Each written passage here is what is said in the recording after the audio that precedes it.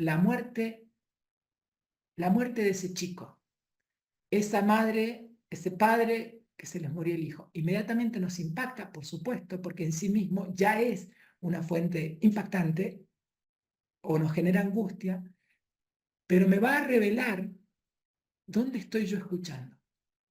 Porque si no estoy en un proceso de asentir a la escucha, probablemente allí yo voy a interpretar desde la opinión, bueno, Dios se lo mandó, bueno, son las pruebas de la vida, bueno, era necesario, bueno, no hay nada de lo que no se pueda aprender, cosas que son el no hay nada de lo que no se pueda aprender. Tiene una sabiduría y una verdad, pero que dicha desde niveles...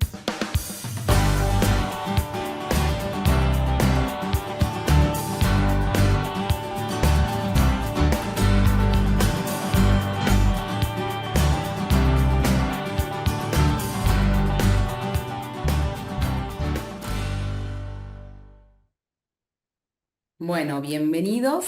Gracias por estar, por disponerse.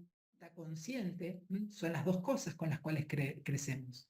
Sacudones de la vida y pregunta consciente nos permite sumergirnos en aquello que va a cuestionar mis creencias, mi opinión, y por lo tanto va a tocar mis experiencias. La experiencia, tercer nivel, del dolor, no es que tengamos que hacer experiencia del dolor, es que tenemos experiencia del dolor. De lo que se trata es de registrar esas experiencias. ¿Cuáles son las experiencias de mi dolor? Un ejercicio práctico que nos podemos llevar para la casa cuando terminemos este maravilloso fogón puede ser 10 registros, 10 de experiencias del dolor en mi vida. Date tiempo para escuchar, como, como es expresado en la escuela de nuestro amigo Juan Pablo Berra y todos los que andamos ahí. Detrás es registrar, escuchar, autoescucha. Es una decisión, la decisión de escuchar el anhelo de profundidad. Te vaya bien o te vaya mal. Libérate de la creencia de que cuando me va mal es cuando al final me pongo las pilas con la vida. Pregunta en este camino y en esta propuesta, ¿cómo podés distinguir que no te estás quedando en la superficie? Porque el primero sería el tener contacto, ¿no? Y este registro. ¿Cómo te vas de la opinión a la experiencia Sí. sin quedarte atrapada en el relato? Porque escribir estas experiencias, ¿no? Tiene que ver con cómo miramos. Digo, para no caer en una trampa y poder profundizar, porque inclusive esto que vos decís, ese shock que puede pasarte y que te deja detenido y muchas veces sin darte cuenta, la persona, y me pasa muchas veces cuando acompaño personas que se conoce la historia, pero lo que no llegas a darte cuenta solo es cómo te impacta la historia. Entonces, en este camino, para pasar a este tercer nivel de experiencia, ¿cómo te distinguís? ¿Cómo llegás a esta nueva profundidad que no sea el mero relato? El punto es cómo estoy parado frente a la vida. Si yo, si estoy como un discípulo de la realidad, es decir, si estoy ante la vida como alguien que escucha, o si estoy ante la vida simplemente como alguien que vive, bueno, sobrevive, vive el día, pero vive el día no como la clave profunda del ser, de vivir el presente, sino vivo el día con lo que entiendo que son las necesidades básicas de un ser humano. Bueno, necesito trabajar, necesito comer, necesito necesidades básicas, o estoy ante la vida como alguien que discípulo de la realidad, que es estoy tratando de escuchar mm, por dónde va el impulso a más vida, porque es imposible que ese impulso no esté, es que ese impulso está en nuestra vida. Entonces, ¿cómo discierno? Bueno, es que es el grado de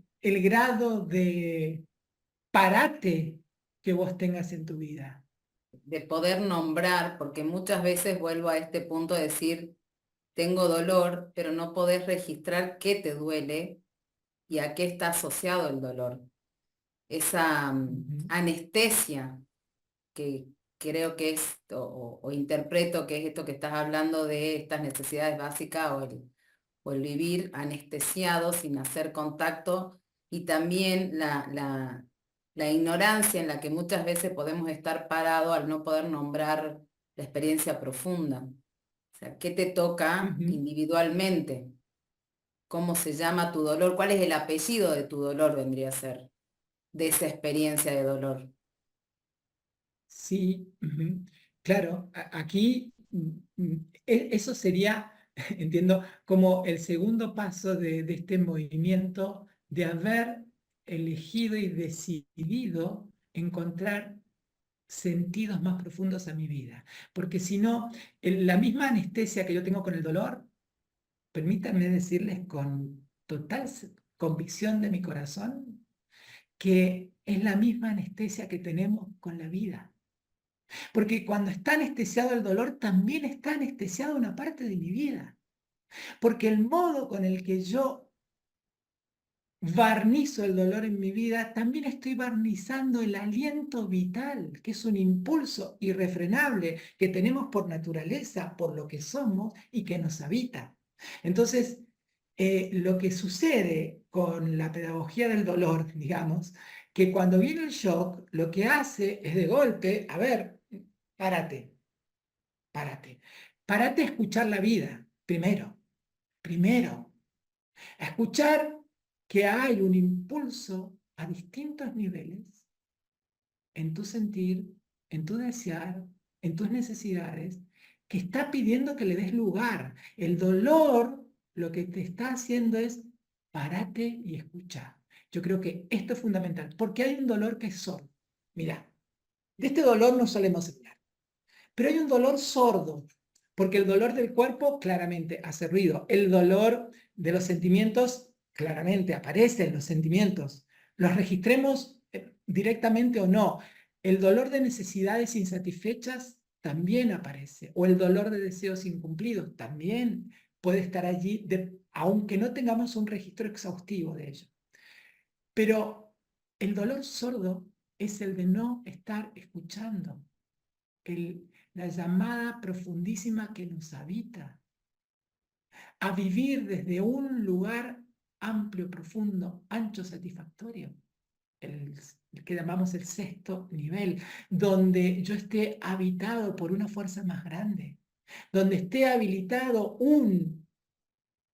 esa parte de mí mismo más profunda, que es la que me abre a sentidos, a una inteligencia creativa, a la vida como un enteos, ¿no? Como un entusiasmo, esa chispa mm, que hace que tengamos como deseos de absoluto. Esa parte es un dolor sordo, no estar escuchando esa parte de nuestra vida. Entonces, solo cuando es importante que pararnos en la vida antes que pararme frente al dolor. Bueno, si estás atravesado hoy por el dolor, es el mismo dolor el que te está parando. Entonces vos adelantate con sabiduría a que el dolor que te está parando no te lo atropelles, sino que aceptes, eh, aceptes el parate que es escuchar. Pero si no te está atravesando formalmente o directamente o tomándote por entero una experiencia de dolor que no te totaliza, a lo mejor que es periférica y entonces la puedo seguir pateando, yo sigo viviendo, muy importante, párate a escuchar,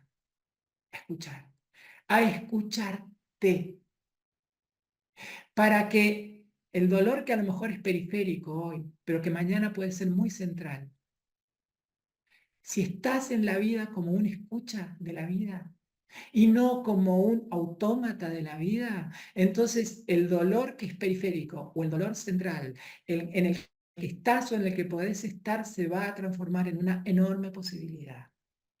Entonces, si estoy escuchando, entonces sí puedo ir un poquito más abajo, más adentro. Puedo abrirme entonces a las experiencias que registro en mí y que entonces puedo compartir con otros o escuchar en otros. Porque a veces no solo, cuando yo no he transitado una parte de un algo, ese algo no lo puedo escuchar en otros. O simplemente lo interpreto, ¿no? Entonces, si yo estoy haciendo experiencia y registro y escucho esa parte de mí, entonces me puedo habilitar a escuchar cuando otro está viviendo sus experiencias. Lo que nos sucede es que al no estar en este registro de escucha o estar todavía en niveles muy de orilla, orillando y no adentrando, no en mar adentro, sino en la orilla, que el dolor escuchamos, por ejemplo, la muerte de ese chico, esa madre, ese padre que se les murió el hijo. Inmediatamente nos impacta, por supuesto, porque en sí mismo ya es una fuente impactante o nos genera angustia, pero me va a revelar dónde estoy yo escuchando. Porque si no estoy en un proceso de asentir a la escucha, probablemente allí yo voy a interpretar desde la opinión, bueno, Dios se lo mandó, bueno, son las pruebas de la vida, bueno, era necesario, bueno, no hay nada de lo que no se pueda aprender, cosas que son no hay nada de lo que no se pueda aprender. Tiene una sabiduría y una verdad, pero que dicha desde niveles de superficie es catastrófico.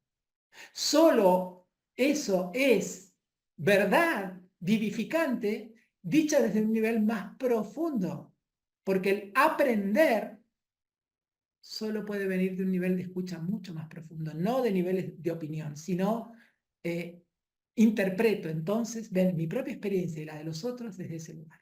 Si me sumerjo entonces en la escucha, me voy pasando a ese cuarto nivel, los sentimientos.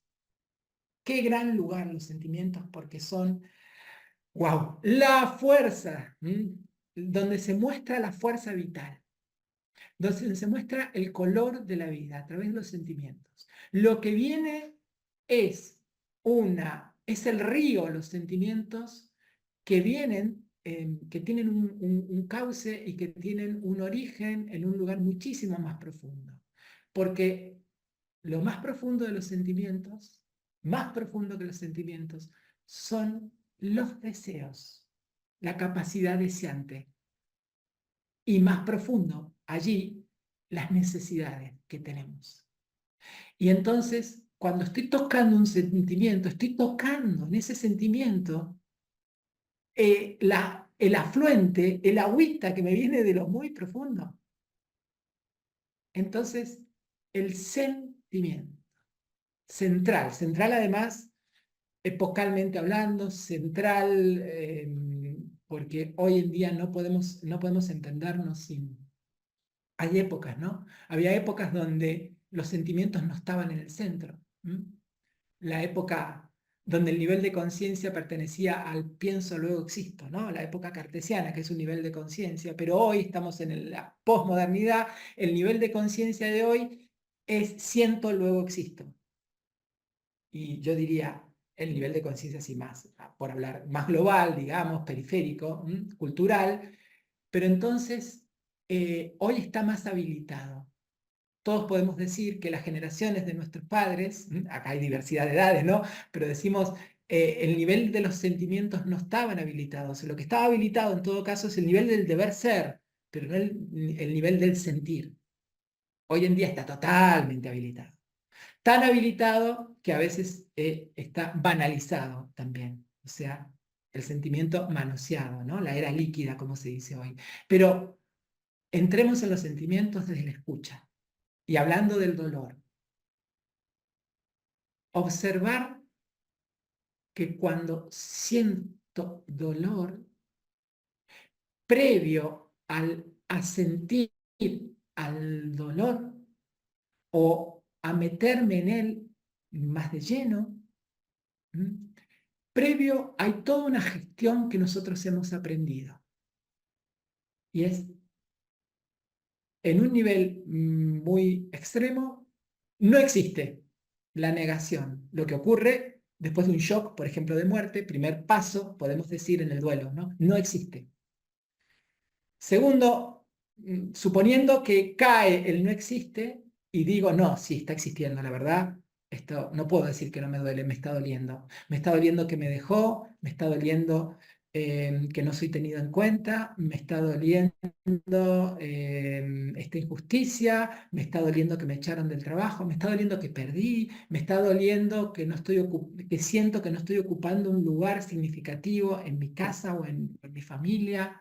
Me está doliendo que no tengo pertenencia, me está doliendo un afecto, me está doliendo un amor. Previo a eso está toda esa gestión interior. De decir, y a lo mejor no es tanto. No, debe ser de otra manera. ¿Por qué? Porque esa parte nuestra, el inconsciente, una parte de nuestro inconsciente, justamente se formó para evitar sufrir. Por lo tanto, yo tengo una demanda interna de evitar el sufrimiento o huir de él. La evitación o la huida toma distintas formas. Incluso formas racionalizadas, ideologías, hay espiritualidades de la huida del dolor y hay espiritualidades de la veneración al dolor. O de la adoración del dolor. Entonces, una y otra no han pasado amorosamente por el dolor. Porque pasar amorosamente por el dolor no es romanticismo, sino es el órgano de la escucha, que siempre es amoroso, que me permite poder progresivamente ir permitiéndole al dolor que se manifieste. A veces es muy brutal. ¿En qué sentido? De que directamente se manifestó y te